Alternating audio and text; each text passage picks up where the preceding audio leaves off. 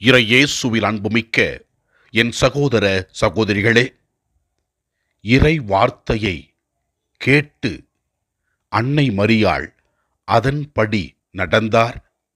இயேசு கிறிஸ்துவை ஈன்றெடுத்தார். இதோ நாம் கேட்கின்ற இந்த இறை வார்த்தைகளை ஜெபமாக மாற்றி நம்மை ஆண்டவர் ஆசீர்வதிக்க வேண்டும் என்றும் மாற்றத்தை ஏற்படுத்தி நம் வாழ்க்கையில் ஏற்றத்தை காண்போம். இறை வார்த்தையை சிந்தித்து அதன்படி நடக்க இறைவனிடத்திலே வேண்டுவோம். மாற்றம் தரும் இறை வார்த்தை நமக்கு ஏற்றம் வாழ்வில் தரும்.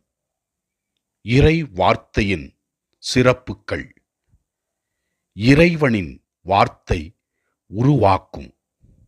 தொடக்க நூல் 1:3 இவ்வாறு கூறுகிறது: கடவுள் ஒளி தோன்றுக என்றார். ஒளி தோன்றிற்று. கடவுள் ஒளி நல்லதெனக் கண்டார் என்று கூறுகிறது. கடவுளின் வார்த்தை ஒளியை உருவாக்கியது, உலகை உருவாக்கியது, நம்மையும் உருவாக்கட்டும்.